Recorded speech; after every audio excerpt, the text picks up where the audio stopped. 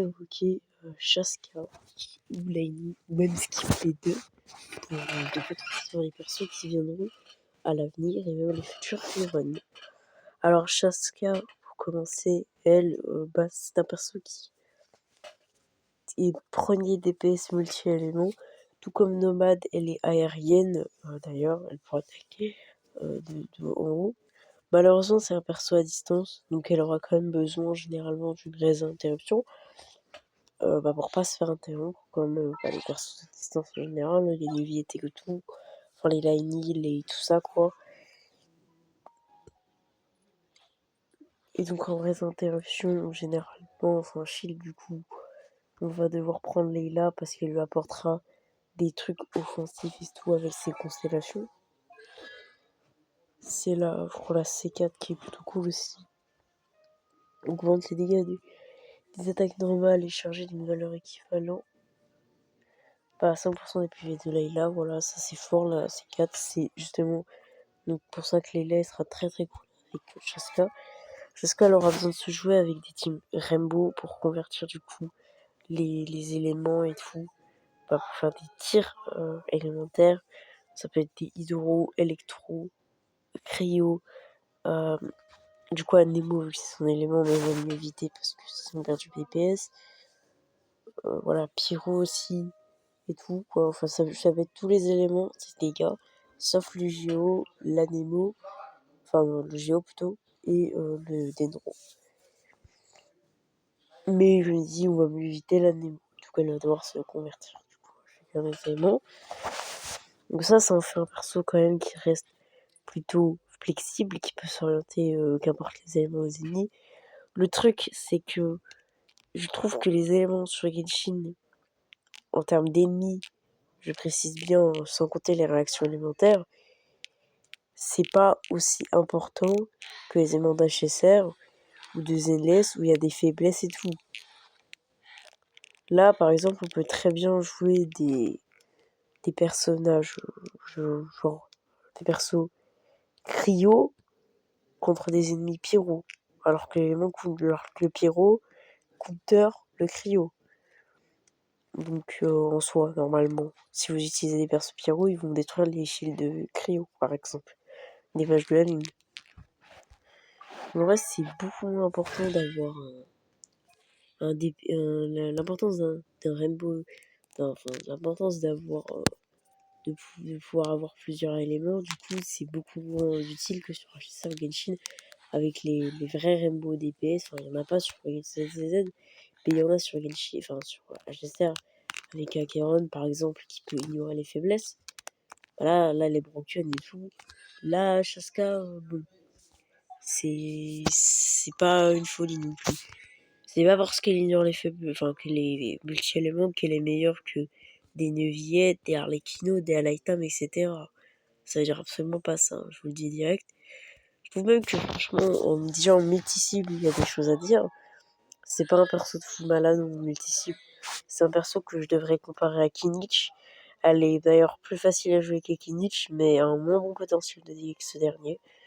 Donc pour moi quand même, pour moi Kinich est meilleur pour son haut potentiel de dégâts s'il est très très bien joué. Mais en soi c'est un perso largement dispensable. Elle fait en multi-cible, elle est pas foufou. En mono cible, elle est forte, mais il y a clairement des DPS toujours meilleurs comme des Neuvillettes, des Harlequino, des Harleitam, des Kinich, bien joué, des Navia, des Moalani. En soi, voilà. Laini aussi, que j'ai oublié de préciser, qui est aussi en portail avec elle, qui peut largement dépasser en mono cible. Il y a aussi Utao, qui est plutôt cool, mais qui, comme Laini aussi, est très difficile à jouer. Et aussi possède de moins bonnes constellations aussi, et un signature que, Shaska. Parce que, Utao, quand même, si elle a une bonne C1, c'est plus aussi fort qu'avant. Donc Weber, qu'au final, il y a clairement des DPS qui peuvent largement dépasser Shaska, même dans le domaine où elle est censée exceller. Donc en soi, pour moi, Shaska, il n'y a pas vraiment d'intérêt, je trouve, à aller la chercher. C'est un perso comme Utao, par exemple, à pool si vous aimez, mais si ce n'est pas le cas, voilà. Bien évidemment qu'après, je parle pour du C0, parce que je sais que le Chaska, c'est un peu un Karaidon.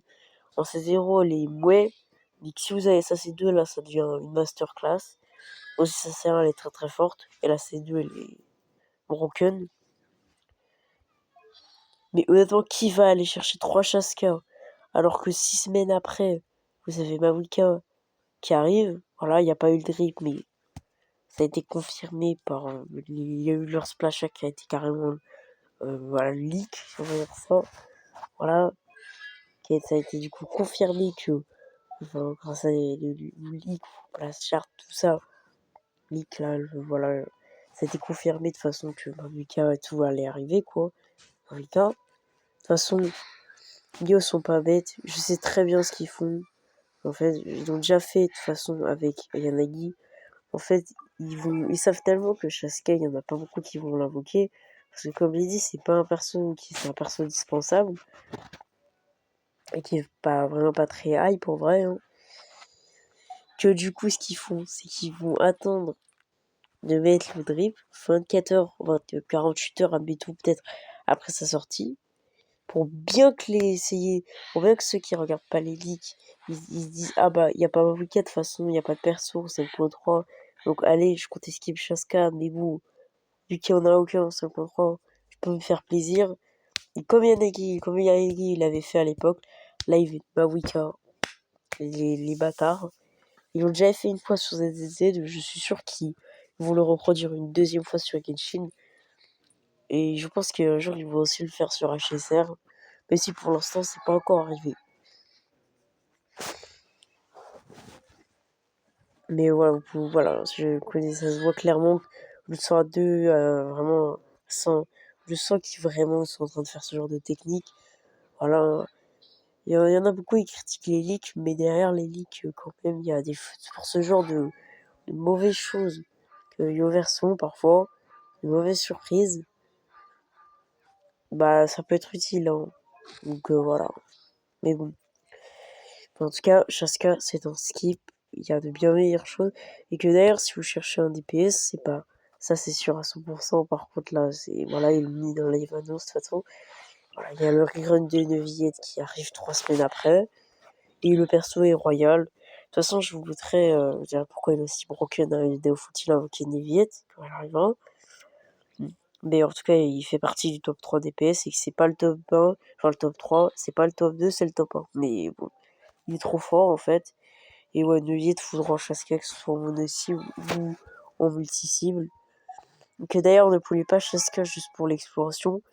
Surtout que si vous faites 2 pity, il faudra des mois, voire des années, pour rentabiliser les primogènes que vous avez eu à Chaska grâce à l'exploration, pour le nombre d'invocations que vous aura coûté. Et encore, vous pouvez largement faire l'exploration sans Chaska. Elle n'est pas indispensable pour l'exploration, elle est dispensable. Voilà. Et même au pire, c'est juste quelques multis, c'est une grand maximum. Une. Et vous pourrez faire au fil du temps, vous raterez peut-être quelques primos, mais ça va. En vrai, même avec le nouveau système, ça va en soi. Ce qui compte, c'est les événements, les abysses et les quêtes, quoi. C'est ça qui donne beaucoup de primos. Ça, l'exploration, peut-être que ça en donne, mais pas autant que voilà le reste en soi. Vous n'allez pas vous le Chaska juste pour l'explo, en tout cas aussi. Parce que je sais qu'il y en a qui voudraient la poule juste quand même pour l'explo, mais c'est pas une bonne chose. Hein. Voilà, c'est juste pour l'explo. Vous pouvez explorer Genshin Impact sans avoir une Chaska. Donc voilà, ce que je voulais dire. Passons à Laini, du coup, un autre archi. Cette fois-ci Pyro, qui ne va rester Pyro, hein, contrairement à Chaska. Lui, par contre, il va bien vouloir taper Pyro bien comme il faut. Et bah, en soi, Laini, c'est un excellent perso. Qui est surtout utilisé pour du speedrun, mais pas pour, disons, que si on a envie de clear les abysses facilement, on va prendre Neuvillette et on va prendre Arlecchino, et c'est tout. Voilà, on va pas prendre de Laini, il est difficile à jouer, je vous le dis direct. Et voilà, il est très difficile à jouer. Il se jouera souvent dans des il sera principalement dans des teams monopyro, avec du coup voilà, des immunopyrons grâce à son passif ovation concluante, qui veut qu'il joue dans des immunopyrons. Le perso est pas si friendly que ça, parce que le problème des persos front-load ultra accessibles. Du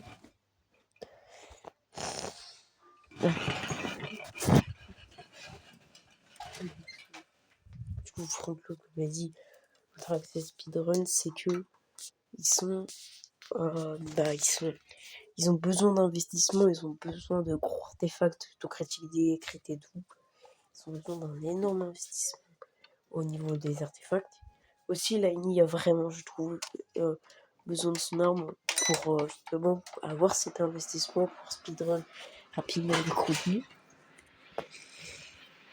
Donc ouais, il demande un investissement que tout le monde n'aura pas forcément. Il est très difficile à jouer, c'est un archer, et vraiment ce sera visé comme des nuls, ce sera chiant. Mais comme on dit, c'est un perso speedrun, et du coup s'il est bien investi et très bien joué, peut atteindre les sommets du DPS en speedrun. Très très fort.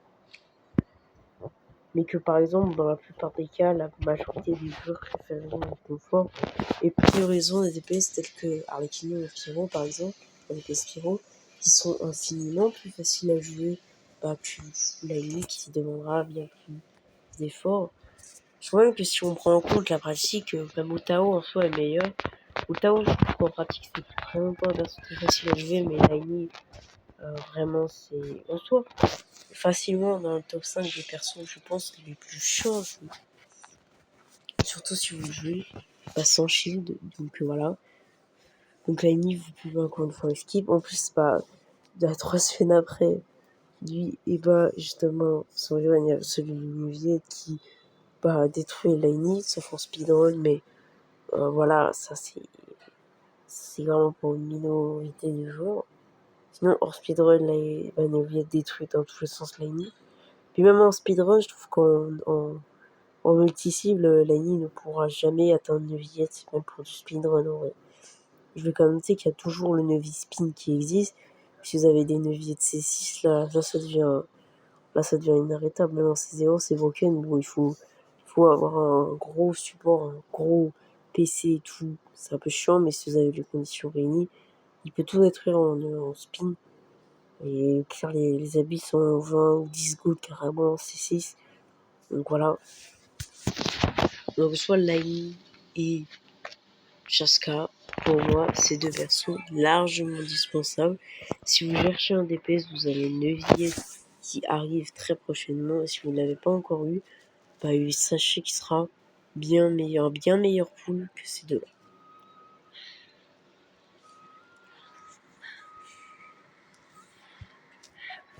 Et que d'ailleurs, même si vous avez une Neuviette, il y aura l'avenir Mavuka qui arrivera. Et voilà, sûrement du coup 3 semaines après le run de Neuviette et de Tony. Pour l'instant, il n'y a quand même pas beaucoup d'informations sur ce kit, mais malheureusement, pour l'instant, c'est pas très positif. Mais je suis sûr que son kit va quand même changer, je pense, à l'avenir. Mais c'est vrai que pour l'instant, sur le papier, ça a pas l'air d'être un portrait de Bennett ou même de Xiangli. Mais bon, j'espère que ça va changer. En tout cas, voilà. Même si vous avez une viette, que voilà, regardez pas, et que je sais pas, admettons, Chaska, elle a pas un kit de fou, je sais pas, moi. Dans le pire des cas, ça reste quand même des persos dispensables. Vous pouvez même, dans le pire des cas, vraiment, si Chaska, Mavuka, elle s'avère qu'elle a vraiment un kit pas ouf. En tout cas, pas si intéressant que ça, pas un support universel. C'est pas, voilà, c'est un simple main DPS par exemple. Dans ce cas, vous pouvez limite, dans le pire des cas, pour l'arme ou la scène de vie être aussi bon. Mieux vaut éviter les constels. Les armes signature, je trouve que c'est quand même un plutôt bon boule.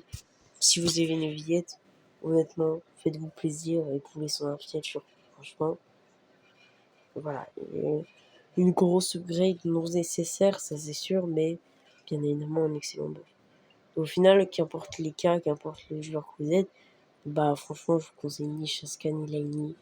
Vraiment, c'est deux skip. ultra facile. Et moi, c'est clairement ce que je vais faire.